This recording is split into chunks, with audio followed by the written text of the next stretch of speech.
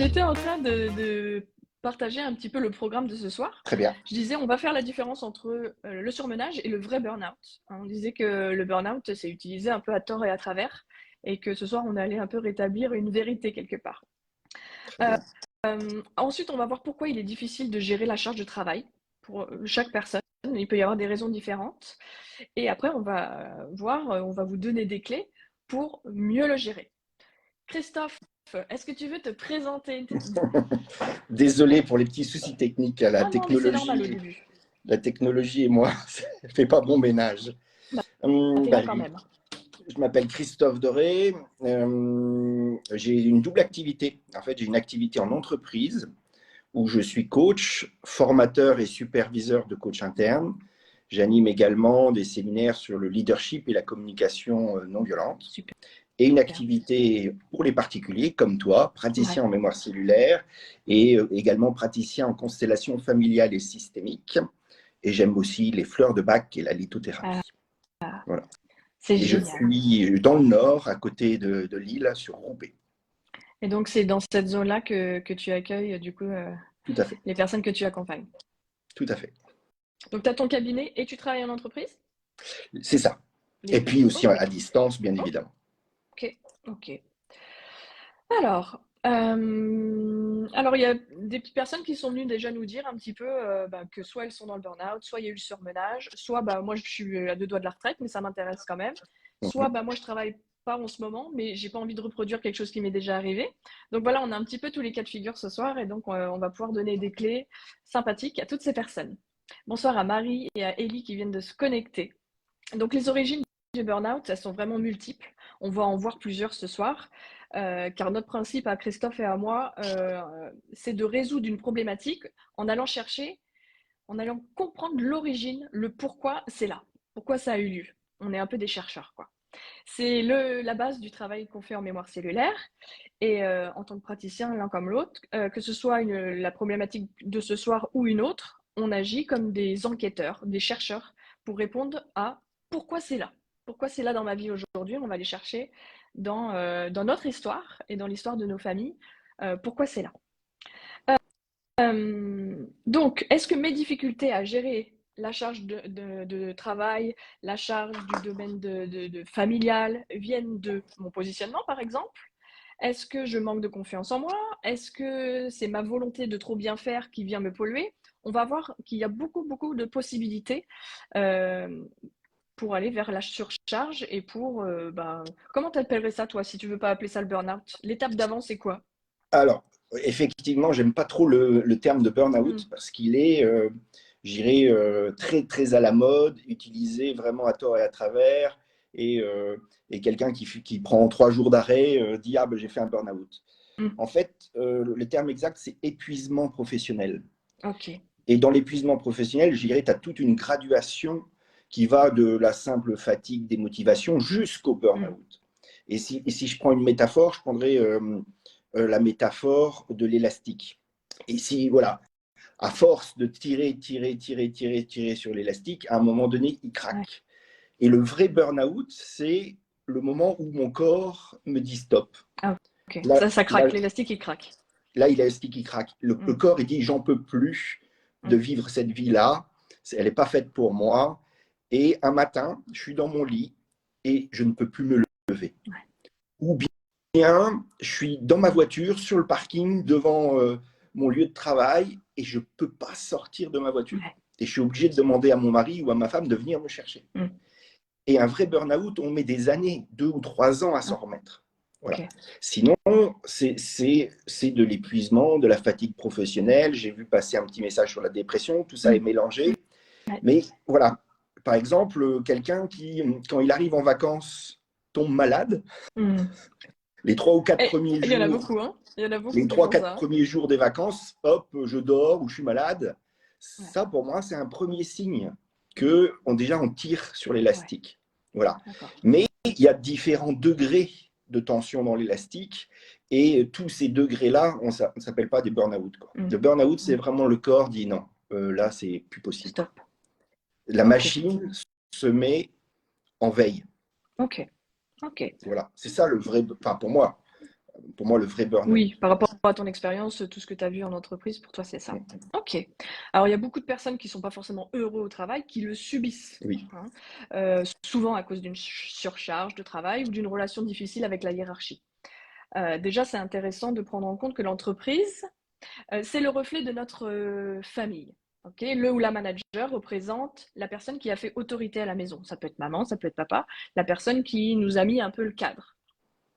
Et les collègues, bah, c'est un peu comme nos frères et sœurs. Donc une fois qu'on a cette vision-là des choses, ça permet déjà de prendre conscience que quand je suis en face de mon manager difficile ou de ma manager difficile, j'ai cette même relation, un reflet de la relation que j'ai avec le parent avec qui c'était difficile. Moi, je sais que ça m'est déjà arrivé, j'ai eu une patronne à un moment, et il y avait ce côté un peu maternel à fille qu'il a fallu repositionner parce que bah, forcément, il y a eu des moments, il y avait des attentes ou des choses qui n'étaient pas nécessaires et qui du coup entravaient au bon fonctionnement du travail. Et une fois qu'on a remis ça en place, après c'était bon. Mais c'est naturel presque de le faire. Je peux t'interrompre? Carrément. Avant de rentrer dans le détail de Ouais. ça, je voudrais juste préciser qu'il existe deux types de burn-out ou d'épuisement professionnel. Il y en a où c'est lié à la pression, comme tu viens de le dire. Ouais. La pression du travail, la pression de l'environnement, la pression du leader. Mais il y a aussi des burn-out, je dirais, de passion. Quelqu'un qui est tellement passionné par ce qu'il fait, il kiffe tellement ce qu'il fait, qu'il se surinvestit. Je ne sais pas si vous avez entendu parler du burn-out de Big Flo ou de Stromae. Voilà, ils sont tellement passionnés. Voilà, il y a pas l'environnement est positif, agréable, ils vivent leur passion, mais ils se surinvestissent tellement qu'ils ne s'écoutent plus, dépassent leurs limites et à un moment donné tombent. Donc ces gens-là, c'est un peu des gens qui ont leur propre entreprise, non? Alors, je ne sais pas, parce que moi, je sais que dans une entreprise où j'ai vécu, on parlait de burn-out de générosité. Ah, c'est joli, c'est joli. Voilà, burn-out de générosité, c'est que les gens étaient tellement passionnés par ce qu'ils faisaient qu'ils en faisaient plus que ce qu'on leur demandait. C'est-à-dire que ce n'était pas du tout lié à l'environnement, c'était vraiment lié à leur envie, leur implication et leur passion. Donc voilà, il faut pour moi distinguer un petit peu les deux. Ouais. Voilà, les deux ont une origine, je dirais, interne et personnelle, mais il y en a un où l'environnement vient accentuer ou amplifier les problématiques. Mais parfois, l'environnement est tout à fait positif. D'accord. Ok, bah c'est super intéressant. On a mon amie Julie qui est sous le pseudo de Psycléa, qui est psychologue et qui dit le burn-out peut amener des troubles cognitifs très importants, parfois même irréversibles. Donc là, on sait qu'on est vraiment dans le burn-out. On n'est pas juste épuisé ou je sais pas quoi. Oui, on grille un plomb, quoi. C'est le corps dit stop, on n'en peut plus. Ok. Tout à fait. Ok. Avant c'est de la fatigue, c'est de l'épuisement, c'est de la démotivation, c'est tout ça. C'est ça. Mais c'est pas encore le burn-out. Ouais. Donc, quand on a parlé de ce sujet, Christophe, bon, on a forcément évoqué ces difficultés dont tu parles. Et puis, tu m'as parlé du système projection-transfert. Tu peux nous en dire un peu plus là-dessus? Alors oui, c'est ce que tu commençais à expliquer sur que l'entreprise vient me rappeler mon système familial. Voilà. Donc, effectivement, inconsciemment, je projette ou je transfère des choses. D'accord? Tu l'as dit, l'entreprise, souvent, symbolise la mère, la matrice. D'accord? Et il y a des gens qui ont du mal à quitter leur entreprise. Eh oui. Ils ont du mal à couper le cordon avec la mère. On transfère souvent le père sur le patron. Voilà. Donc, le lien au père, le lien à l'autorité, souvent se rejoue dans la relation avec son leader, avec son patron. Voilà. Et donc, effectivement, on rejoue des schémas familiaux. Et un des jeux psychologiques qu'on adore rejouer, c'est celui qu'on appelle le triangle dramatique ou le triangle de Karpman. Voilà. Ah, je l'adore, lui. Voilà, où on joue à, je dirais, trois rôles. Je t'ai ramené mes petites figurines. Ah, super. Donc on joue à la victime. Ok. Voilà, je pense que vous le reconnaissez tous, Calimero. Oui, Calimero, c'est pas juste. Ouais. Mais enfin, c'est trop injuste. C'est trop injuste. C'est trop injuste. c'est donc la victime. On a le fameux sauveur, Ah, yes.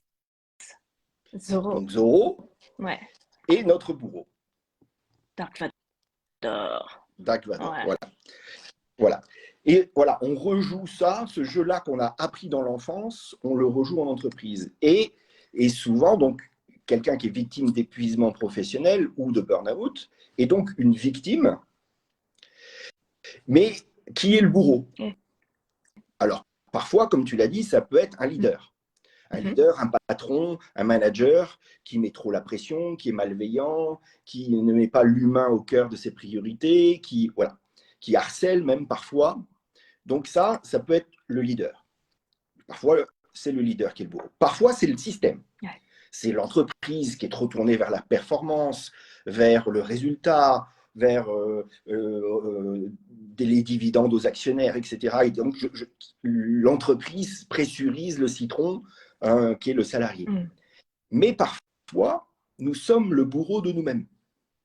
Voilà. C'est-à-dire que j'ai un environnement favorable, un leader qui prend soin de son équipe, mais moi-même, tout seul comme un gros, je suis victime de mon comportement, de mes habitudes, de mes croyances, de mes drivers, de ce que j'ai appris dans l'enfance. Voilà. Et oui. Donc, et après, ça peut être un mélange de tout ça. Et là, ça devient explosif. On tourne dans le triangle. Bah, oui, mais parfois, c'est les trois cumulés. Et oui, Voilà. ça. Et souvent, c'est beaucoup plus complexe que ce que je viens d'expliquer. Là, je l'explique pour faire comprendre, ouais, schématiser un petit peu. Mais voilà. Mais le plus souvent, on est bourreau de soi-même. On est tu vois, en communication non violente, la personne qui est la plus violente avec nous, c'est souvent C'est nous-mêmes. nous. Bah ouais. C'est notre On est petit exigeant. juge, voilà, notre petit juge, notre petit chacal intérieur qui nous tyrannise. Voilà. Ok, il faut être sympa avec soi-même déjà, la base. Et puis il y a tout ce côté positionnement. Voilà, se positionner aussi en tant qu'adulte, hein, reprendre un positionnement d'adulte face à cette figure de mère. Hein. Alors, bah, effectivement, notre petit Calimero, il se positionne en enfant. Ouais. Alors, pour le burn-out, c'est souvent l'enfant soumis ou adapté. Ouais. Parce qu'il y a soit soumis, soit rebelle. Le rebelle, je pense, mais peut-être que je me trompe, je n'ai pas de statistiques, est peut-être moins sujet au burn-out. Mais Okay. il se met en position d'enfant soumis Mm. face à un parent normatif en excès. Ouais. Voilà. Et donc, effectivement, on est en position de supériorité et position d'infériorité. Et le but pour sortir de ce triangle, c'est de revenir en position adulte-adulte. C'est ça.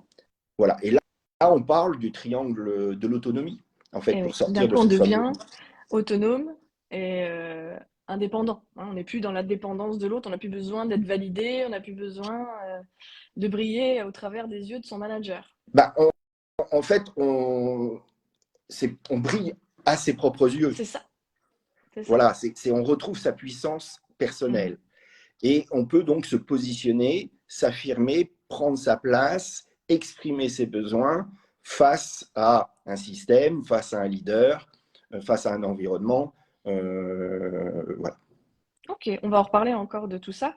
Tu m'avais parlé d'un livre de Guy Ah Corneau. oui, alors attends, il est là. Il avait l'air pas mal. Alors vous le voyez peut-être à l'envers. C'est à l'envers, mais je suis le bourreau de moi-même. En gros, c'est ça? Alors c'est victime des autres. Ouais. Hein. La victime, elle aime bien repousser toujours la faute sur l'autre. Ah ouais, c'est pas moi, c'est C'est lui. pas ma faute, je suis la pauvre victime, c'est la faute de mon leader, c'est la faute de mon entreprise, c'est la faute des actionnaires, c'est la faute des patrons, c'est la faute du gouvernement, c'est jamais de sa faute. On n'est pas responsable de sa vie, là, pour le Voilà. coup. Mm. Mais voilà, aussi bourreau de soi-même, c'est-à-dire que parfois on fait les deux. Oui. Voilà. Et Guy Corneau, voilà, Il avait nous tout parle de ça. compris. D'accord. Voilà, les gens qui viennent au live, ils aiment bien les bouquins. D'ailleurs, je vais vous en proposer un dont je parle souvent. Si vous voulez en savoir plus sur la mémoire cellulaire, Myriam Bruce, Votre corps a une mémoire. En général, en commençant par ça, on commence à bien apprécier le fonctionnement de la mémoire cellulaire. Je ne pouvais pas m'empêcher d'en parler, il est quand même génial ce livre. C'est la base. Ouais. Alors, est-ce que vous avez des réactions déjà par rapport à ce que vous avez entendu là, tout le monde? Et j'ai vu un petit commentaire de Gabriel. Trop de charges de travail m'ont fait 2 hernies discales, puis dépression à cause de tout ça. Donc ça, pour nous, c'est ce qu'on appelle un peu le décodage biologique, c'est-à-dire que le corps va exprimer son mal-être à travers le symptôme. Et donc, bah, vous, Gabriel, vous avez déjà fait le lien entre bah, la charge de travail et le fait que bah, vous en aviez plein le dos, et donc bah, hernie plus hernie. Voilà, et puis C'est dépression ça. derrière. Pourquoi le corps dit stop à un moment donné? C'est parce qu'on ne l'écoute pas. Eh ouais. Donc, quand on ne l'écoute pas, il commence à crier un petit peu, tout doucement. Alors parfois, c'est un petit symptôme, une petite migraine, une petite fatigue. Puis si on ne l'entend pas, il crie un tout Mm. petit peu plus fort, c'est un plus gros symptôme. Et puis, si on n'entend toujours pas, il commence à crier, voire Ouais. hurler. Et le burn-out, c'est vraiment le cri de désespoir du corps Mm. qui n'a pas été écouté jusqu'à présent. Ouais. Donc, l'idée, c'est comment j'apprends à écouter mon corps, à écouter les signaux qu'il m'envoie pour pouvoir, j'irai, réagir en conséquence. Ouais. Voilà, hein. Mm. Si je vais bien, ben, mon corps me le dit. Si je vais mal, mon corps me le dit. Et quand il va mal, il me dit, mais change d'attitude, change de comportement, fais autrement. Et ça se voit bien hein, quand on voit quelqu'un qui arrive au boulot, qui est rayonnant, bonjour, là là là, et puis quelqu'un qui arrive tout plombé, déjà, on se doute bien que voilà, il y a un Voilà. petit souci. Et à faire la même chose, on obtiendra toujours le même résultat. Donc, Et comment faire autrement? c'est ça, c'est ce qu'on va voir aujourd'hui. On va aller voir qu'est-ce qu'il faut faire finalement pour éviter d'aller vers cet épuisement. Tu m'as dit hier, oui, hier, une phrase qui m'a fait rêver. Prendre soin de soi au travail pour être en forme en vacances. Donc c'est un peu ce que tu disais, éviter le rhume, la grippette de début de vacances. Il y en Alors, a c'est tellement qui font ça, hein. encore plus fort que ça. C'est comment éviter la dépression, le burn-out, l'épuisement, la démotivation? C'est en prenant soin de soi, Eh ouais, la base. la base. Certaines personnes attendent les vacances pour prendre soin d'elles. Hmm. C'est déjà C'est trop bien. tard. Oui, Non, c'est déjà pas mal. oui. C'est déjà pas mal. D'autres personnes attendent le week-end. Hmm. Ah oui. D'autres personnes, c'est mieux déjà. D'autres personnes prennent soin d'elles le soir. Hmm. Voilà.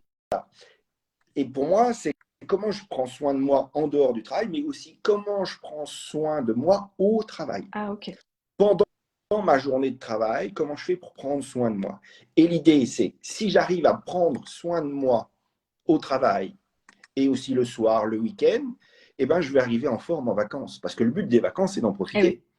Donc, si j'arrivais épuisé en vacances, je ne profite pas de mes vacances et donc je ne me ressource pas. Ouais. Et l'idée, c'est ça, c'est comment je fais pour arriver en forme en vacances Ok. et à en profiter dès le premier jour. Et bien ça, c'est en prenant soin de moi au quotidien et aussi pendant ma journée de travail. Je sens que tu Est-ce vas nous que, parler des besoins. oui, bien sûr, puisque tout ce qu'on fait dans la vie, c'est pour nourrir un besoin. Eh ouais. J'ai pas encore trouvé une seule personne qui m'a montré une action qui nourrissait pas un besoin. Hmm. Tout tout ce qu'on fait, c'est pour nourrir un besoin. Et quelqu'un qui fait un burn-out ne nourrit pas tous ses besoins. Ne s'écoute pas, ne connaît pas suffisamment ses besoins, ne les nourrit pas et donc s'épuise. Et puis quand on dit c'est quoi être heureux? C'est vaste. Ben non, Parce que ça va être différent en fonction des gens. ben non. Mais ça passe par les besoins, c'est ça que tu vas me dire? Je suis heureux quand je nourris mes besoins. Oui. Ok. Oui, oui. C'est aussi simple que ça. C'est si tous mes besoins sont nourris, je serai épanoui, je serai dans la joie. Alors, c'est quoi ces besoins? C'est prendre soin de soi, déjà? Alors, ben, il y en a une multitude de besoins. Ouais, mais on va faire une liste un peu de base. Par exemple, ben, je m'habille suffisamment pour pas avoir trop chaud ou trop froid. C'est le truc bête, mais on est déjà dans un inconfort si on fait pas ça. Alors, tu as ce qu'on appelle les besoins fondamentaux, Ouais, c'est ça. effectivement, hein, Bien se manger, nourrir, bien se boire, chauffer, dormir, avoir un toit sur sa dormir. tête. Dormir pour le boulot, Et, c'est super important, hein. On se couche tous exactement. trop tard, hein. Ou on se lève tous trop tôt, je sais pas, mais il y a un problème quelque part. Ben, il y a un problème de rythme, en fait. Ouais, c'est ça.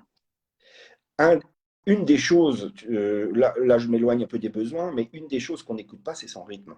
Mm, On se cale sur un rythme qui nous est imposé, un rythme c'est ça. extérieur, et on n'écoute pas son rythme. Et c'est ça, c'est revenir à un peu plus de lenteur, en fait. Mm, Parce que voilà, on n'est pas fait pour courir à fond en permanence, tout le temps. C'est ça. Et puis, il y a des gens qui sont plus en forme le matin, et il y a des gens qui sont plus en forme le soir. Et bah, du coup, s'ils font du 9h-17h ou 9h-18h, il faut aussi savoir organiser sa journée en fonction de ça. Moi, je sais que je suis plutôt du matin. Je mettais toutes mes réunions un peu importantes le matin. Comme ça, l'après-midi, je faisais des choses un peu plus légères pour avoir moins besoin de me concentrer l'après-midi. C'est ça. C'était ma façon à moi de faire. Mais il y a d'autres personnes qui sont vachement plus du soir et le matin, ils fonctionnent pas bien et donc ils pourraient faire l'inverse, par exemple. Et c'est pour ça que le Covid, le confinement et tout ça nous ont appris à vivre autrement. Et que certaines personnes qui partaient au boulot le matin, qui mettaient 45 minutes, 1 heure pour y aller, et le soir, se sont rendus compte qu'on pouvait vivre autrement. Mm. Et Ouais, c'est vrai que c'est un peu la révolution depuis. Hein. Et que c'était sur un autre rythme. Ouais. Et que ce rythme-là faisait du bien. Ouais. Voilà. Et donc, c'est ça, c'est une des choses qu'il est important d'apprendre pour éviter l'épuisement, pour éviter le burn-out. C'est vraiment d'écouter son rythme. Ouais. Et donc, respecter son rythme, pour moi, c'est un besoin fondamental. Ok. Moi, ça me fait penser aussi, un truc qui était important pour moi au travail, c'était mon besoin relationnel. J'aurais pas pu être enfermée dans un petit bureau et parler à personne, par exemple. J'avais besoin, en plus j'étais dans la communication, donc il y avait forcément un besoin d'échange.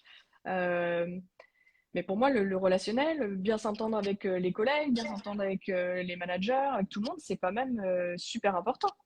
Oui, mais moi, je t'inviterais à aller regarder derrière ton besoin relationnel, quels sont les besoins que tu nourris. Mhm. Par exemple, est-ce que c'est le besoin de partage? Ouais. Est-ce que c'est le besoin de convivialité? Mm. Est-ce que c'est le besoin de collaborer? Ouais. Tu vois, donc il faut aller un cran plus Mm. loin parce que ça me permet de mettre le bon plan d'action. Ouais. Tu vois, parce que relationnel, ça veut dire quelque chose pour toi, ça veut dire autre chose pour Bien moi. Et sûr. c'est là où parfois on se trompe. Mm. Et il ne faut pas confondre non plus, je dirais, la stratégie et le besoin. Je m'explique. Par exemple, j'adore le Nutella. Ok. Est-ce que j'ai besoin de Nutella? Mm. Eh bien, oui. Mm. Un peu? Non. Non. Non. Oh, lui, un petit peu. Je mange du Nutella quand je m'en sens seul et triste. Ah, ok, là, c'est encore autre chose. Donc, c'est quoi mon besoin? Ah, bah oui. Je veux plus la solitude. Alors, solitude, non, c'est par exemple un besoin d'affection. Oui, D'accord? d'accord. Et le Nutella est une stratégie pour nourrir ce besoin. Mm. Par contre, elle n'est pas très très bonne pour moi. Ça me fait prendre des kilos. C'est ça. Et donc, je peux inventer une nouvelle stratégie. Par exemple, demander à ma copine qu'elle me serre dans ses bras, passer un coup de fil à un ami ou aller me faire masser. Ouais. Quand j'ai bien identifié mon besoin, je peux mettre une stratégie en place, adaptée et qui est bonne pour moi. Et c'est ça qui est important de faire parce qu'on est là tous différents sur la stratégie. C'est-à-dire qu'on a tous les mêmes besoins, on a tous besoin d'affection, on a tous besoin d'amour, de reconnaissance, de contribution, de sens, etc. Mais là où on diffère, c'est sur le degré du besoin. Mm. Exemple, j'ai eu peu de reconnaissance quand j'étais petit. Aujourd'hui, adulte, j'ai un grand besoin de reconnaissance. Et sur la façon de nourrir ce besoin, sur la stratégie Mhm. ou nos stratégies Ouais, préférées c'est là où pour nourrir ce ça besoin. change.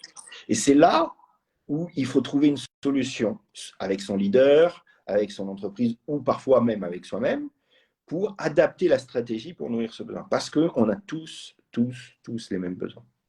Et donc, Ok. comment on fait pour émettre une demande pour nourrir ce besoin ou changer si ce n'est pas possible? D'accord. Et du coup, toi, dans les gens que tu accompagnes en entreprise, qu'est-ce que tu vois comme besoin qui est le moins respecté? Il y a beaucoup de besoins de reconnaissance, le besoin de sens, le besoin de confiance, où il y a beaucoup d'entreprises où il y a de l'hyper-contrôle. Mm. Voilà. Et quand on contrôle, on ne fait pas Ouais, confiance. les gens sont fliqués, c'est ça? Oui. Ouais. Le dicton "la confiance n'exclut pas le contrôle" est complètement faux. Mm. La confiance, avec fiance, foi, ça veut dire je crois sans. La foi, c'est croire sans voir. Donc, Mm.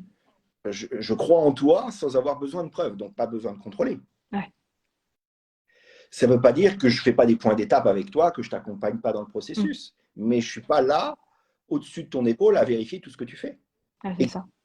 quand on ne fait pas confiance, eh ben, on est dans la peur et on est dans la déresponsabilisation. Et on a tous besoin d'être responsabilisés, qu'on nous fasse confiance et qu'on nous rende autonomes. Et Ça c'est revient au positionnement. On ne peut pas se positionner en adulte si en face, on n'est pas traité comme tel. alors, si on peut. Ah, c'est difficile, Après, du moins. c'est entendu ou c'est pas entendu. Ouais, c'est ça.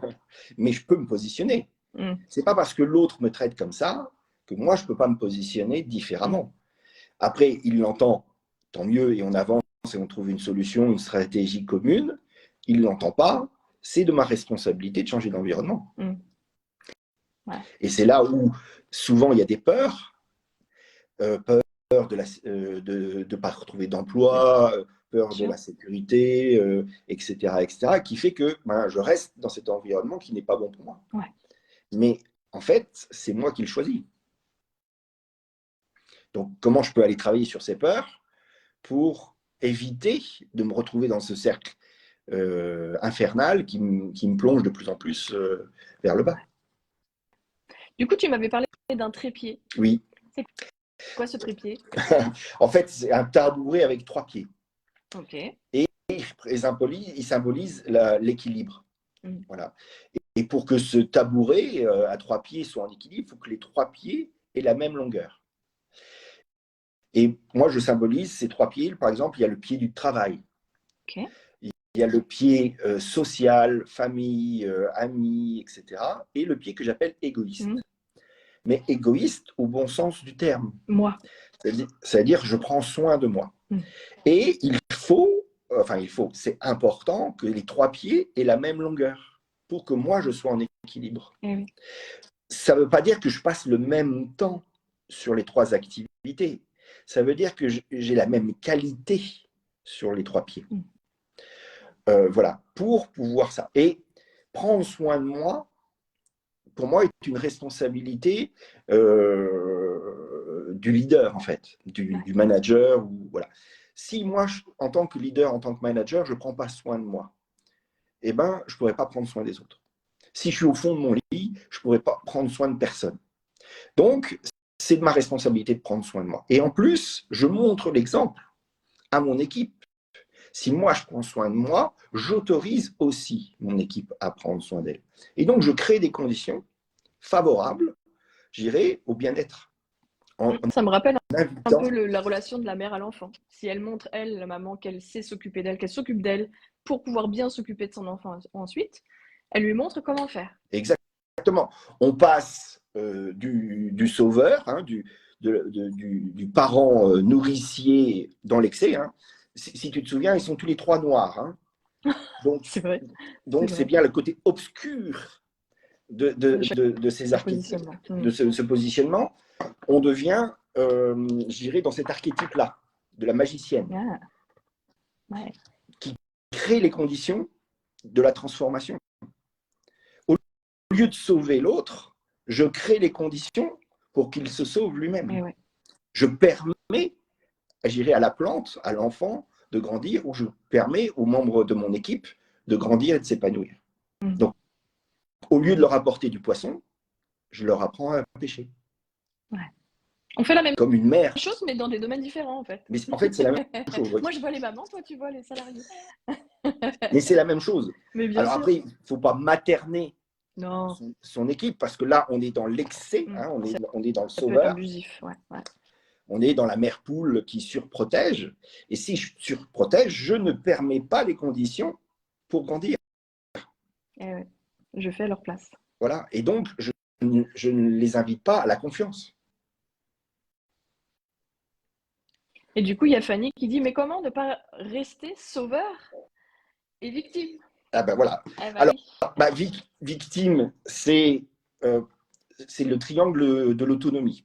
Ouais. C'est le triangle des 3 P. Le premier P, c'est celui-là. Ouh. C'est le P de la puissance. Hein, la souveraine. Puisque c'est Fanny qui pose la question, je suis souveraine de mon royaume, je suis dans ma puissance. C'est je passe de l'enfant soumis à l'adulte responsable, dans sa puissance, qui s'affirme, qui exprime ses besoins, qui prend sa place. Ça, c'est pour sortir. En fait, le triangle dramatique ne tient que sur la victime. S'il n'y a pas de victime, il n'y a pas de triangle. Donc la porte de sortie principale du triangle, c'est sortir de la victime. Et on est tous des victimes. C'est-à-dire que le sauveur, c'est une ancienne victime. Il ne veut pas que les autres soient victimes, comme lui a été victime. Donc il va les sauver. Et le bourreau, c'est une ancienne victime qui ne veut surtout pas redevenir victime. Donc il va tabasser les autres. Enfin, tabasser, hein, je mets des petits guillemets. Voilà. Donc, comment sortir du sauveur? C'est être dans la permission, le P de permission, permettre, créer les conditions favorables à ce que mon enfant, mon équipe grandisse dans les meilleures conditions. Créer les conditions, permettre. Créer un environnement de sécurité, créer un environnement de confiance, créer un environnement de responsabilisation. Voilà. Créer, permettre. Donc, être au service, en fait, de son équipe. Au lieu que son équipe me sert, mon équipe me sert, je suis au service de mon équipe. Du coup, il y a un cercle vertueux. Hein. Voilà, exactement. On donne, on reçoit, comme dans toute relation, finalement. Et sortir du bourreau en étant dans la protection. La protection, c'est je mets mes limites. J'apprends à dire non. Je n'ai plus peur du conflit. Beaucoup de gens ont peur de blesser l'autre ou ont peur du conflit. Donc, si j'ai peur de blesser l'autre, eh ben, je lui dis pas les choses. Hein, et je ne suis pas tranchant. Tranchant avec bienveillance. Hein, y a pas, voilà. Et si j'ai peur du conflit, je ne mets pas les problématiques au milieu. En fait, le conflit est une opportunité de croissance. Ça peut, oui. Si on le prend avec un regard positif, sait dans l'ouverture, ouais.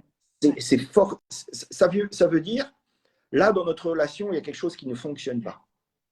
C'est ça que ça veut dire, le conflit. Dans mon relation de couple, il y a quelque chose qui ne fonctionne pas. Dans ma relation managériale, il y a quelque chose qui ne fonctionne pas. Dans l'équipe, il y a quelque chose qui ne fonctionne pas.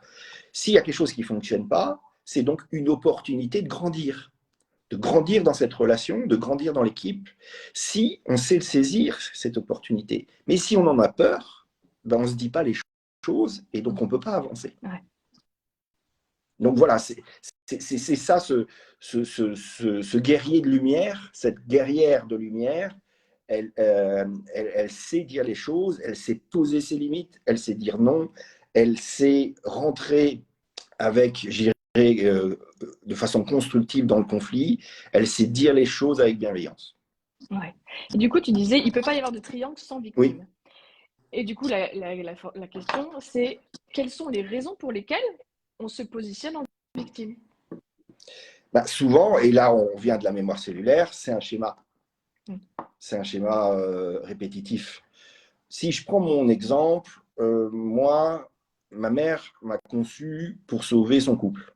Okay. Et pour se sauver elle à travers le couple. Donc, le triangle était inscrit d'entrée de jeu dans mon projet sens. Et comme c'est impossible pour un enfant de sauver sa mère ou le couple de ses parents, je suis devenu victime. Oui. Et après, j'ai joué. Quand mon frère est arrivé, je suis devenu son bourreau et j'ai joué. Oui. Et j'ai joué. Jusqu'à ce que tu mettes du sens sur tout ça. Et de la conscience. Jusqu'à ce que je comprenne, voilà, que je comprenne et que j'arrive à en sortir. Ouais. Voilà. Mais voilà, c'est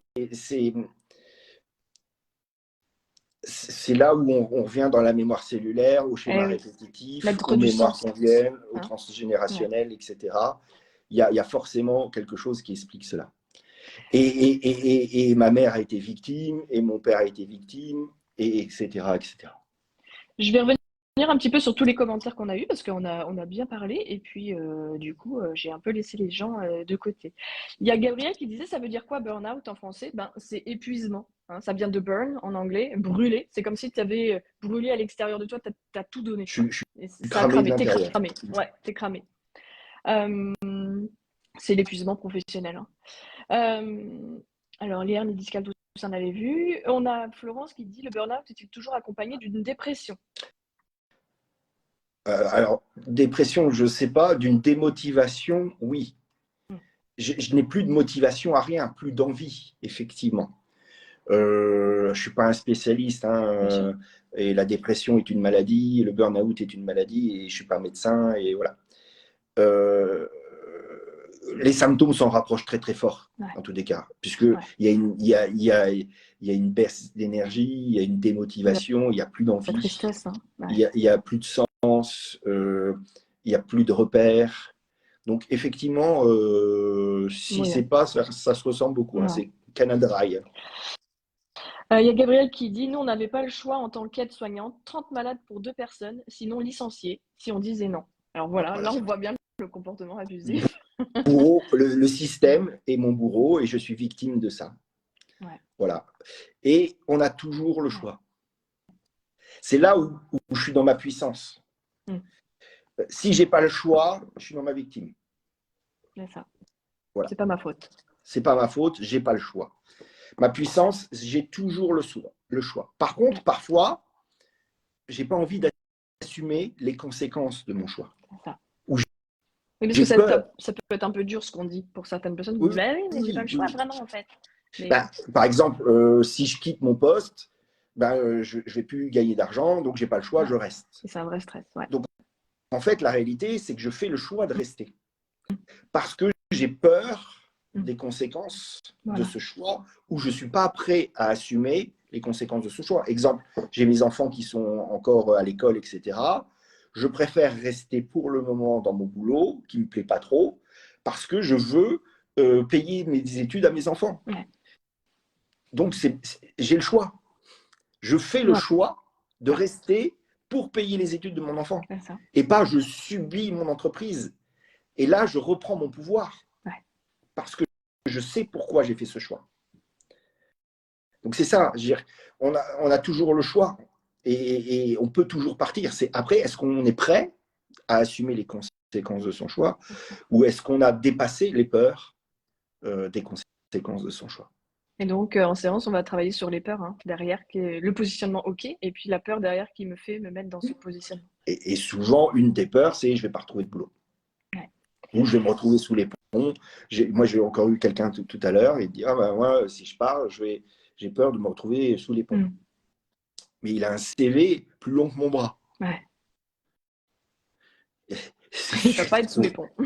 C'est impossible. Mmh. C'est impossible. Par contre, parfois, c'est aussi dire, voilà, moi j'ai un niveau de vie qui est là. Est-ce que je suis prêt à rebaisser mon niveau de vie? Ouais. Voilà, est-ce que je suis prêt à revenir dans une chambre d'étudiant ou dans un studio? Ben non. Ouais. Eh ben ok, donc tu fais bien le choix Ouais. de conserver ton niveau de C'est vie. ça. Et Et puis, là, dans ce que tu dis, il y a aussi la confiance en soi. Est-ce que je vais être capable de retrouver un travail aussi bien? Bah, je doute, en fait, je doute de moi, de mes capacités, alors, à trouver. je parlerai plus de l'estime de Oui, soi. estime de soi, les L'estime valeurs. de soi, parce que dans l'estime de soi, tu as trois volets. Tu as la confiance en soi, effectivement. La confiance en soi, c'est j'ai confiance en ma capacité à faire, À ou réagir. dans ma capacité à apprendre si je ne sais pas faire. Mmh. Donc on est bien sur le savoir-faire, la confiance. Donc est-ce que j'ai confiance dans ma capacité à faire ou à apprendre à faire? Il y a l'image de soi. Ouais. L'image de soi, c'est quel regard j'ai sur moi, et donc ma peur du regard de l'autre. Et ouais. Si je me crois nul, c'est le regard que j'ai sur moi. Si je me crois petit, si je me crois impuissant, si je me crois bête, c'est bien l'image que j'ai de moi. Et donc j'ai peur, tiens, si je m'exprime, si je m'affirme, j'ai peur de ce que l'autre va penser. Il va me penser nul, il va me penser bête, et voilà. Donc là, c'est comment j'améliore l'image que j'ai de moi-même. Ouais. Et enfin, l'amour de soi. Ouais. C'est est-ce que je m'aime comme je suis, avec mes qualités, avec mes défauts, avec mes ombres, avec mes lumières, avec tout ce qui me compose. Mmh. Et c'est là où on revient à prendre soin de soi. Ouais. Pourquoi? Parce qu'on ne prend soin que de ce qu'on aime. Ah, c'est beau Voilà. ce que tu dis, Christophe. Ben oui. Quel romantique. Ben, c'est pas ça, c'est j'aime quelqu'un, j'en prends soin. Ben oui, évidemment. J'aime un objet, j'en prends soin. Donc si je m'aime, et ben, je prends soin de moi aussi. ben, si je me m'aime véritablement, profondément, ben, j'aurais envie de prendre soin de moi. Ouais. Voilà, c'est un chemin et c'est pas facile. Mais voilà, Mm. c'est vraiment comment j'apprends. Voilà, le burn-out, c'est aussi un chemin d'amour de soi. Enfin, Oui, la sortie du c'est burn-out, ça. c'est un chemin d'amour de soi. Et donc les gens peuvent venir te consulter, n'est-ce pas, en prévention pour éviter justement le burn-out, Ah bah en surtout, travaillant sur toutes ces choses-là, hein. n'attendez pas. Mais ouais, c'est ça, Mais ce qui est difficile, c'est d'écouter les signaux. c'est ça. Parce que On parfois, ne voit pas, hein, on on voit ne le pas. voit pas. Ouais, c'est ce que Et disait parfois, comme je disais une tout à personne. l'heure, on est tellement passionné, on aime ce qu'on Mm. fait, qu'on est à fond. Mais ouais, Voilà. Et parfois, on est même conscient qu'on en fait trop, ouais, mais c'est plus fort que nous. ouais. Il y a Gabriel qui dit souvent on ne se rend pas compte et trop tard. Quand l'accident arrive, c'est trop tard. C'est ça. Il y a C'est pas qu'il Julie est trop aussi qui... tard, Pardon, vas-y. c'est que malheureusement, souvent, on change pour deux raisons. Effectivement, l'accident ou Mm. l'incident, Mm. hein, un divorce, une séparation, un licenciement, un burn-out, ou un ras-le-bol. Mm. Moi, j'invite vraiment à trouver une troisième voie qui est d'être à l'écoute des signaux faibles, en fait. Ah, ben tiens, là, il y a un petit signal faible, ben, est-ce que je l'entends? Ah, c'est quoi? C'est la boule au ventre quand on va au boulot, par exemple? Exactement. Mm. C'est l'exemple que je disais, ben, à chaque fois que je suis en vacances, les 3 premiers jours, je suis au fond de mon lit. Mm. C'est un signal faible. La boule au ventre, la perte J'ai pas de envie d'y aller. sens, Ouais. la fatigue, le stress. Si je rentre et que je m'énerve sur mes enfants, c'est un signe. Ouais. C'est un signe. Si je donne plus d'espace à mon couple, si je donne plus d'espace à moi-même, c'est un signe. Ouais. Comment écouter ces petits signaux? Mon corps, c'est comme un tableau de bord. Tu vois, d'une voiture. Hein, c'est mon véhicule terrestre. Hein, Ouais. voilà, on parle de ça. Ouais. C'est mon corps. Et il y a des signaux dessus. Des signaux verts, c'est la joie, l'amour, le plaisir, la satisfaction. Ça veut dire, ah, c'est super, mes besoins sont nourris, je suis au bon endroit, je suis à la bonne place, je fais ce qui est juste pour moi. C'est OK, des signaux verts. Donc là, qu'est-ce que le corps te dit? Il te dit, mets plus de ça dans ta Mm. vie. C'est comme une drogue. J'ai passé une bonne soirée avec mes amis, j'ai nourri mon besoin de convivialité, de partage, d'humour, de voilà. Ben, mets plus de ça dans ta vie. Mm. Signaux verts. Mets plus de ça dans ta vie. Donc même les signaux positifs, il faut les écouter parce que ça veut dire Ça fait du bien. ça fait du bien, Mm. fais-le plus souvent. Et puis les signaux rouges, ça va pas, qui sont les émotions désagréables, la peur, la colère, la tristesse, la fatigue, la perte de sens, la démotivation, tous ces signaux-là disent ah, là tes besoins ils sont pas nourris. Mm. Fais quelque chose pour nourrir tes besoins. Ouais. Agis autrement. Change de direction ou d'action. Mm. Mais change quelque chose. Hein, il y a Ouais. le warning qui s'allume. Fais quelque chose. C'est ça qu'il te Mm. dit. Et si tu l'entends pas, il va te le dire de plus en plus fort. Et parfois, ben, on est sourd à ça et il est obligé de péter un plomb pour qu'on l'entende. Ouais. Alors, je vais te couper un tout petit peu pour regarder un petit peu les échanges avec. Oui, je suis bavard. Oui, je sais, tu m'avais dit, alors j'étais prévenue. Alors, il y a Julie qui dit, Julie qui est psy, beaucoup de personnes donnent leur santé dans le travail. On retrouvera toujours un travail, mais sa santé, ben, pas toujours. Voilà. C'est surtout cette peur qui est partagée, celle de perdre son travail. Et oui, ça, c'est limite phobique, quoi. Là, ce que je voulais parler, c'est de la Ouais, sécurité. ouais. Parce que souvent, on projette sur l'argent ou sur le travail la sécurité. Donc, on projette la sécurité à l'extérieur. Ma sécurité est à l'extérieur, alors qu'elle est à l'intérieur. C'est comme si je donnais la télécommande de mon bonheur à l'autre. Mm. Comment je fais pour récupérer cette télécommande? La télécommande de ma vie. Et donc, voilà, comment je fais pour gagner en cette sécurité intérieure? Donc, on revient sur l'estime de soi, l'amour de soi, etc., etc. Mais c'est vraiment ça, c'est que on projette, on parlait de projection, sur l'argent ou sur le travail, la sécurité. Et moi, je connais des gens qui ont beaucoup d'argent et qui ne sont pas en sécurité, et des gens qui ont peu d'argent et qui sont qui se sentent en sécurité. Voilà. Comme quoi, hein. C'est pas que l'argent qui nous fait nous rendre en sécurité. Au contraire. Et du coup, tu nous as dit, au boulot, il faut mettre en place des petites choses pour prendre soin de soi. Alors, tu proposerais quoi, par exemple? Je dirais, c'est nourrir ses besoins au travail. Par exemple, effectivement, si tu parlais, toi, que tu étais très relationnel, donc, voilà, c'est la petite pause café. C'est la petite pause café avec mes collègues, une petite discussion, une marche sur le parking avec un collègue, aller déjeuner ou faire une activité sportive à l'heure du repas, voilà, ou se faire des petites pauses. Tu vois, tu donnais ton exemple où toi, sur ta concentration, tu avais besoin toutes les demi-heures. Voilà, c'est s'écouter et répondre à ses besoins, même au travail. Voilà.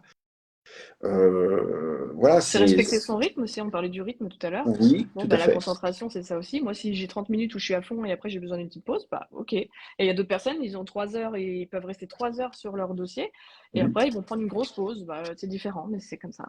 Ou bien, par exemple, moi j'ai besoin de créativité, ou de créer. Et bien, dans mes tâches au travail, comment j'équilibre les tâches où je suis plus dans la production, des tâches où je suis plus dans la création, voilà, les tâches qui m'épanouissent et puis certaines tâches qui sont plus ennuyeuses pour moi en tous les cas. Comment j'équilibre ces tâches, comment je les répartis. Il y a plein de petites astuces pour trouver cet équilibre en fait et nourrir ses besoins tous les jours. Ouais. Ah, il y a Fanny qui propose faire de la relaxation ou de la sophrologie. Ça fait du bien. Des fois, on peut même avoir un programme de bien-être au travail et y participer, par exemple. Exactement, ou faire une petite méditation, un petit break. Même 3 minutes, Bien 3 minutes. Bien sûr. Ou une respiration profonde, cohérence cardiaque, Se toutes ces recentrer petites sur soi un petit choses-là. peu, quoi. Ou la musique. Ou la musique. Parfois, moi, si j'aime bien la musique, ça me permet voilà, de me détendre ou de m'évader. Écouter un peu de musique. Voilà, qu'est-ce qui me fait du bien? Apprendre à se faire du bien. C'est un beau programme. Même au travail. Ouais, surtout au travail. On y passe, une on grande y passe partie trop de temps de sa pour journée. y passer des bons moments. Donc, si cette période-là, je nourris pas mes besoins, j'ai perdu beaucoup de temps, en fait. C'est ça. On a parlé tout à l'heure des besoins et de la difficulté à répondre à nos besoins à cause de peur et tout ça. Mais il y a aussi des bénéfices à répondre à nos besoins. On va apprendre aussi à se connaître, du coup. On a dit apprendre à s'aimer, à se respecter, à se mettre en sécurité. C'est quand même un beau programme dans le sens où on peut l'utiliser aussi après dans les autres sphères que le travail. Oui, parce que en fait, le besoin, tu peux pas nourrir tous tes besoins au travail. Non. C'est impossible. Ou trouver un métier qui répond à tous tes besoins. C'est juste. J'en connais peu en tous les cas. Et donc, il y a des besoins que je vais nourrir au travail. Par exemple, mon besoin de collaborer, mon besoin de me sentir utile. Voilà, il y a certains besoins que je peux nourrir facilement au travail et d'autres où je ne pourrais pas. Par exemple, j'ai besoin de connexion à la nature et je travaille dans un bureau. Le soir, le week-end, il faut que j'apprenne à nourrir ce besoin de connexion à la nature. Quand je disais être heureux, c'est nourrir ses besoins, il y a la sphère et le trépied.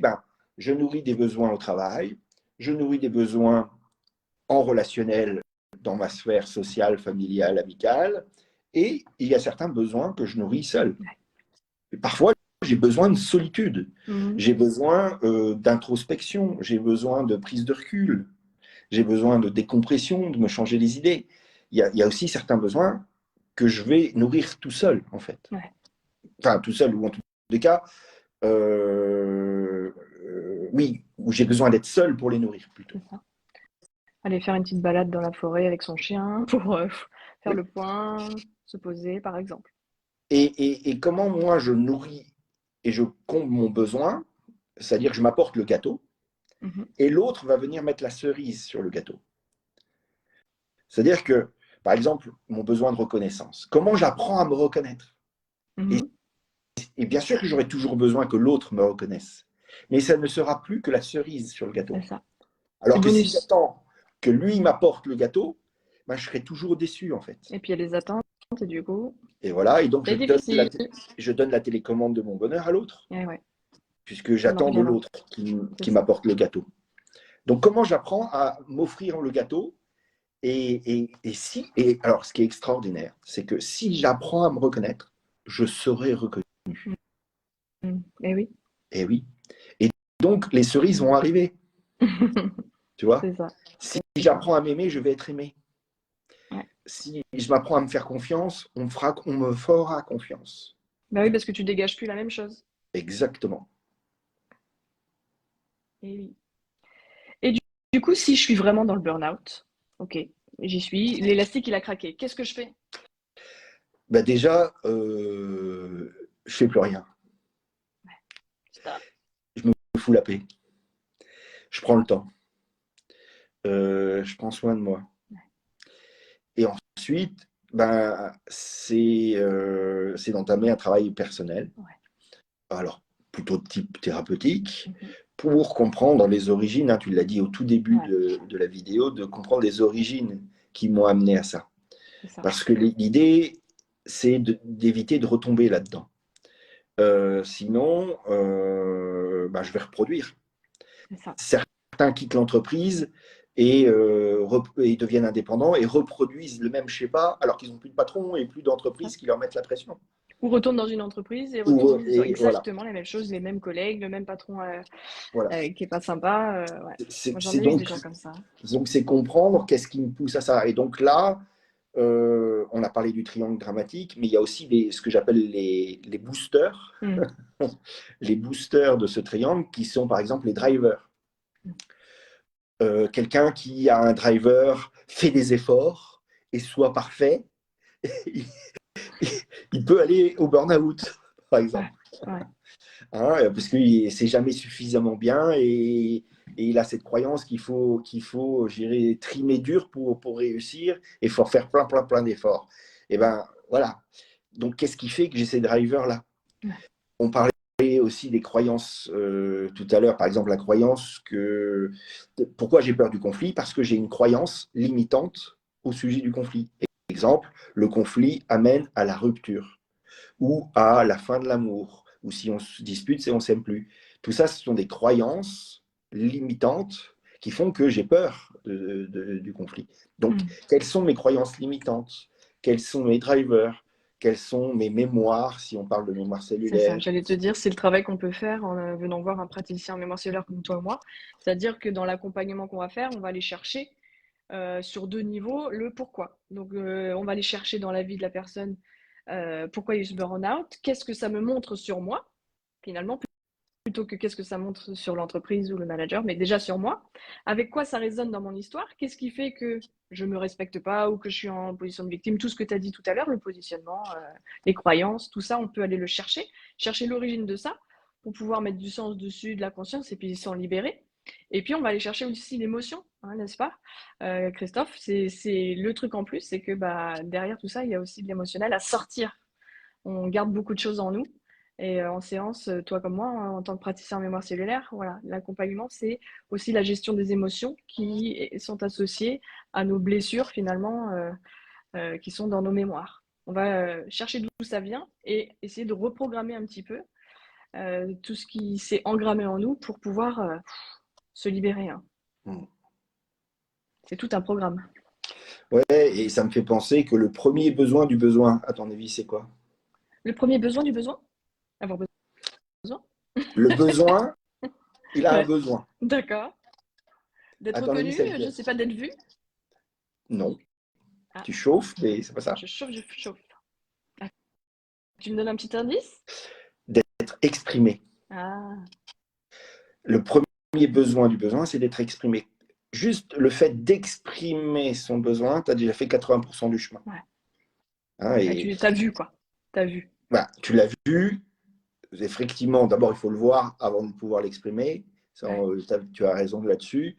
Mais dès qu'il est vu, c'est d'être exprimé. Déjà, rien que le fait de l'exprimer, tu vois Ça va mieux. le soulagement, effectivement. Ouais. Voilà. Même s'il n'est pas comblé, il a été exprimé et il a été entendu. Ouais. Et c'est déjà énorme. Moi, j'ai envie de proposer un petit exercice aux gens qui est souvent bien utile en entreprise. C'est le oui mais non, que tu connais sûrement aussi, toi, Christophe. C'est difficile parfois de dire non aux collègues ou au patron, au manager. Et donc, une façon de dire non, c'est de dire oui mais non. C'est-à-dire qu'en disant, bah oui, ok, vous me demandez de faire ça pour tout de suite, en gros, hein, c'est souvent comme ça, ou pour hier même. Donc oui, j'ai entendu votre demande, je vais vous le faire. Mais par contre, non, je ne vais pas vous le faire pour hier ou pour tout de suite. Je vais vous le faire pour demain, parce que là, j'ai déjà ma liste, elle est pleine pour aujourd'hui. Et en fait, ça permet de rester dans une ouverture, de ne pas dire non, et aussi de se faire respecter avec ce non un peu normatif de bah ok, mais moi, je mets ma limite. Et je t'ai entendu, mais je ne vais pas t'obéir comme un petit soldat, je vais le faire quand ça respecte mon rythme et mes besoins. Oui. Alors, C'est un bon exercice, là. oui, mais j'y mettrai une toute petite nuance. Ouais. Je sais d'où il vient ton oui mais non hein, de Myriam, Ouais. mais le mais est un mot hérisson. Ah, ça pique. Et le mais efface Le oui. ce que tu as mis avant. Exemple, tu es très belle ce soir, mais j'aime pas du tout ton pull. Bah, je m'en fous, moi je l'aime bien mon pull. Tu retiens Oui, que j'aime pas ton mais il aime pull. pas mon pull. Ouais, Voilà. C'est oui et en même temps non. c'est ça. Mais donc, il faut que le oui soit bien clair, hein, Ah oui, aussi, oui, hein. c'est oui. Il faut que le oui soit là, J'entends, hein. oui, j'entends ta demande, Ouais, j'entends ton besoin, et en même temps, je ne peux pas y répondre pour le moment. c'est ça. Il faut que le oui soit bien clair, hein. C'est pas déguisé, hein. Ah oui, c'est un vrai oui. Mm. C'est un vrai oui. Ouais. Voilà. Mais Avec une condition. non, il n'y a pas de condition. Bah, le mais non. Mais à, C'est en mais à même condition que temps. je puisse respecter, voilà, c'est C'est ça. oui, oui, j'entends ta demande, oui, j'ai envie de te faire plaisir, et en même temps, je ne peux pas le faire pour le moment. Voilà. C'est Ce sera pas tout de c'est suite. vraiment, c'est vraiment pas deux oppositions, c'est deux choses en parallèle qui coexistent en fait. C'est distinguer la demande de la personne. Ouais. D'accord? C'est distinguer les deux. Je t'aime bien, et en même temps, je dis non à ta demande. Mm. Oui, je t'aime, et non à ta demande. C'est bien, voilà, c'est les deux coexistent en fait. Mais pour moi, il n'y a pas vraiment de non à la demande parce que oui, je vais te le faire, mais en me respectant, par contre. Donc la Mais demande, elle sera remplie, mais parfois c'est pas non, toutes les parfois conditions. c'est Ah, non. des fois, c'est non. Mais C'est pour en étape intermédiaire, parce que des fois, c'est vraiment dur de dire non, hein. Les gens, ils ont vraiment du mal à dire non, tu sais, hein. Donc alors c'est voilà, ça amène, on va vers le non, quoi. pour apprendre à dire non, il faut apprendre à savoir à quoi je dis oui quand je dis non. Mm. Si je dis non à ta demande, donc je te dis pas non à Redis-le une toi. fois doucement pour ceux qui ne connaissent pas un peu ça. À quoi je Alors, dis oui quand je dis non? oui, il faut apprendre, l'invitation, c'est d'apprendre à savoir à quoi je dis oui quand je dis non. D'accord? Quand je dis non à ta demande, je dis oui, par exemple, à mon équilibre. Je dis oui à ma priorité du moment. Je dis oui à mon bien-être. Donc, non à ta demande parce que, et je mets du sens, parce que si je te dis oui à ta demande, je vais me mettre en surcharge de travail, je suis déjà fatigué, etc. Et donc, ce n'est pas possible pour moi pour le moment. Donc, apprendre à repérer à quoi je dis oui quand je dis non à cette demande pour donner du sens à mon non. Et ensuite, distinguer la personne de sa demande. C'est pas à toi que je dis non, c'est à ta demande. Le fameux le prends pas personnellement. C'est ça, mais C'est ça. c'est exactement ça. C'est je t'aime bien, mais là, ta demande, c'est non. Voilà. Et c'est pas parce que je t'aime pas, Évidemment. c'est parce que je m'aime. Ouais. Oui, parce qu'on va entendre des personnes qui disent bah oui, mais forcément, de toute façon, elle m'aime pas. Alors, elle allait pas me dire oui, hein. Non, c'est je m'aime. Donc, je te dis non. Je regarde un petit peu tous les petits commentaires qu'on a eus là. Tchouk, tchouk, tchouk. Quels sont les besoins et les émotions? Donc ça, on a répondu. Dans mon entreprise, pas du tout possible, même de discuter avec certains ou certaines de ses collègues. Pas possible. C'est soi-disant une perte de temps pour l'entreprise. Mm. Ça, c'est dur, dur. Hein. Bah, là, il faut se poser la question de l'environnement. Ouais. Est-ce que j'ai envie de ça? Est-ce que j'ai envie de rester là-dedans? Hein. Il y a Fanny qui dit, moi avant, je disais toujours oui. Et maintenant, j'arrive à dire non. Donc, Bravo. bravo, Fanny. Il y a Julie qui dit, le plus simple, c'est d'écouter son cœur. Pour moi, en réfléchissant et repérer à quoi je dis oui et non. Bah, c'est exactement ce que tu viens de dire. Et on est toujours dans le contrôle. Bah ouais, Julie, elle est en accord avec ce qu'on dit. Alors, je ne sais pas ce que Julie dit par contrôle. On est toujours dans le contrôle. Alors j'imagine, moi je l'entends comme le contrôle de soi, mais peut-être Julie va nous dire si elle est toujours connectée. Pour moi, c'est plus le respect de soi. Ouais. Ouais, c'est... L'écoute de soi, le respect de soi, que le contrôle, en fait. Ouais. Est-ce que tu peux nous redire, Christophe, où est-ce que tu es visible? Parce que pour ceux qui n'étaient pas là au début, qu'on loupait, D'accord. s'il y a des gens qui ont envie de te voir, de te consulter, où vont-ils? Alors, j'ai mon site internet, christophe-doré.fr, Facebook, Instagram, Christophe Doré. Ok, Voilà. je vais noter christophe-doré.fr. C'est tout attaché, hein? Oui. Ok. Et je crois que Julie nous y a répondu. Ouais, on est toujours dans le contrôle. Quand on se dit, il faut que je sache à quoi je dis oui, quand on est là, Ah oui. sinon, a dit tout à l'heure. C'est ce que Christophe a dit tout à l'heure. Bah, d'accord. Oui, il faut, je dois. Non, j'ai envie d'écouter et de me respecter et de poser mes limites. Voilà. Effectivement, c'est sortir du devoir, en fait. Et beaucoup de gens qui s'épuisent sont des gens qui sont dans le devoir. Je dois. Je dois, ouais. Il faut, je dois. Et parfois, malheureusement, j'ai tendance à utiliser ces termes, mais c'est plus j'ai envie, j'aspire à, j'aime. Voilà. Bah, Julie, elle dit, moi, je suis pas trop d'accord sur le fait de trop réfléchir entre est-ce que je dois dire oui mais non ou oui et non. Elle est plus dans je m'écoute là tout de suite. Voilà.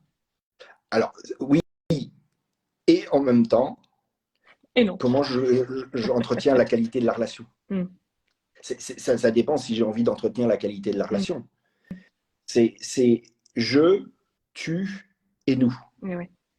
Et effectivement, je m'écoute, je me respecte, et en même temps, j'ai envie d'entretenir la qualité de la relation et donc de contribuer au nous. Donc, voilà, le tu il fait son travail de son côté et il contribue au nous. Je fais mon travail de mon côté et je contribue au nous. C'est ça, c'est comment faire pour et se respecter et, si j'ai envie, hein, bien sûr, de travailler la qualité de la relation. Il y a Fanny qui dit qu'il faut aussi savoir prendre du recul avant de dire oui ou non. C'est vrai que des fois, oui. faut réfléchir un tout petit peu. Ouais. Oui, oui. Et plus je vais apprendre à me connaître, plus ça sera, je dirais, facile et rapide. Mais au début, effectivement, voilà, comment je fais pour prendre de plus en plus de recul et de hauteur par rapport à la situation. Ouais, Gabriel enrichit en disant ça dépend beaucoup des conditionnements qu'on a eus aussi pendant l'enfance. Carrément. Forcément. Là, on est forcément d'accord. Ah bah moi il fallait être le bon petit garçon. Ouais, là, je dis bien il faut. Voilà. Eh ben oui, j'ai été conditionné à être un homme gentil, serviable. Et puis finalement, il y a oui et non. Et oui, je souhaite rester un homme gentil et en même temps ne pas me sacrifier ou écouter mes besoins et m'affirmer. Hein, d'ailleurs, il y a le bouquin de Thomas d'Assembourg au sujet de la communication non violente qui s'appelle Cessez d'être gentil, soyez vrai. Ouais, je l'ai lu celui-là. Voilà. Alors, il est un petit peu provocateur comme titre, mais on peut être gentil. Ça marche. On peut être gentil et vrai. Ouais. Voilà. Et c'est ça que le choix que j'ai fait pour sortir du conditionnement du gentil petit garçon.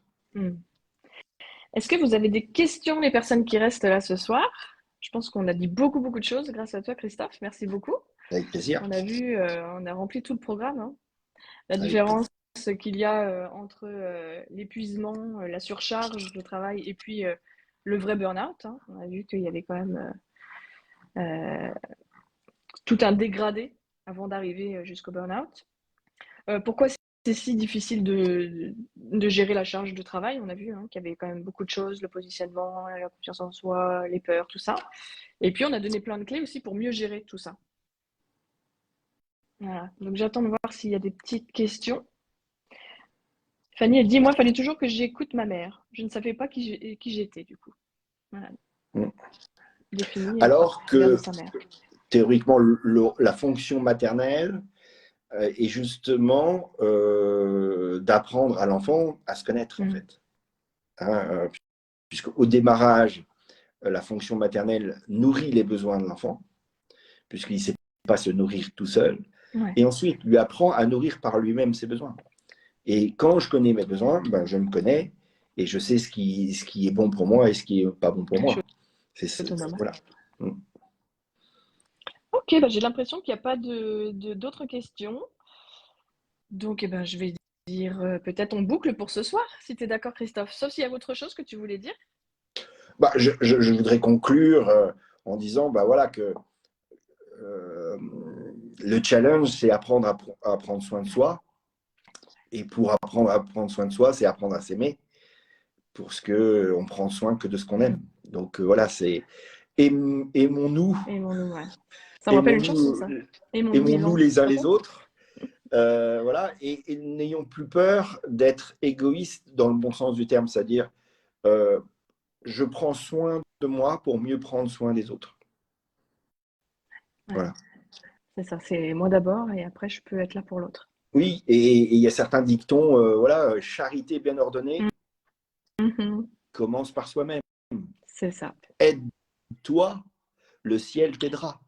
Et ça vaut pour toutes les relations, quoi. Dans le couple, hein, si on ne prend pas soin de soi, on ne peut pas aider l'autre. Au travail, évidemment, soit avec ses enfants. C'est la base de la relation, quoi. Hein.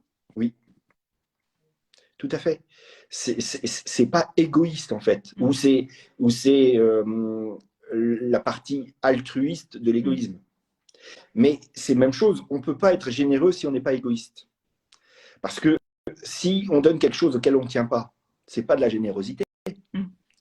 Donc, c'est réconcilier ces deux choses-là. C'est je suis égoïste et en même temps généreux. Je suis peureux et en même temps courageux.